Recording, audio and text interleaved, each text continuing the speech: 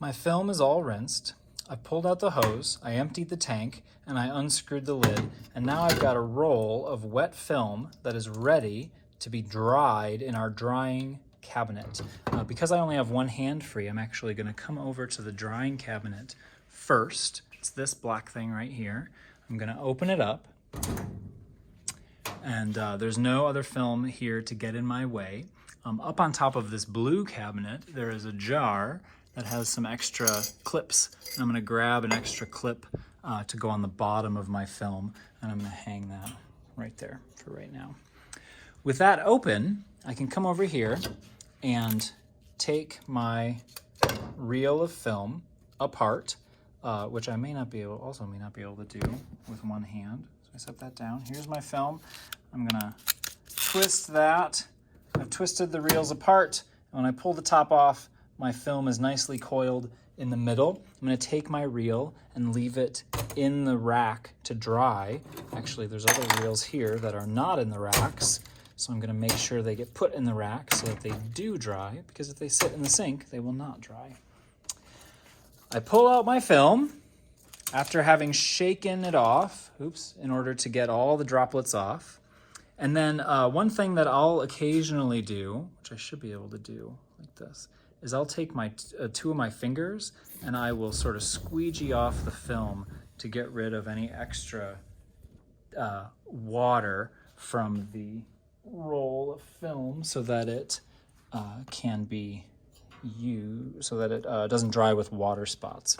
Then what I'm going to do is I'm going to clip one end and I'm going to let that hang down, and I'm going to clip the other end up in the cabinet like that. So it's clipped at the top. There's a clip hanging at the bottom.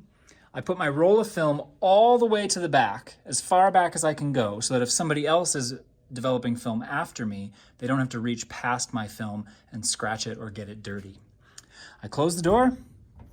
I close the handle on the door, and the leftmost knob up here is the timer. And for each roll of film, or for a roll of film, a single roll, I'll probably run it for 15 minutes or so.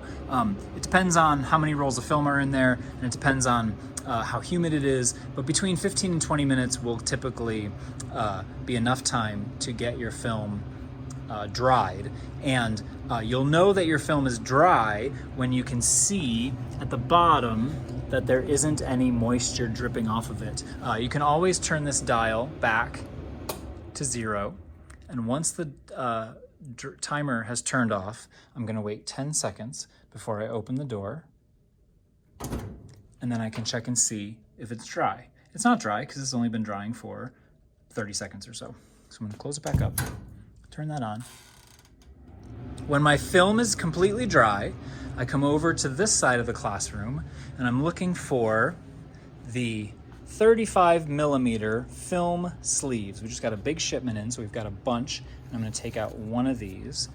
And students tend to like to cut their film apart over here on the light table. If I turn on the light table, you see I've already got some cut film loaded in a sheet right here. So I lay out my strip of film like this.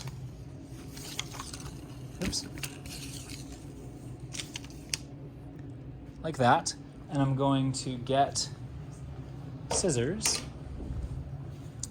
And I'm going to use my scissors and cut my film apart every 5 frames, because our sheets hold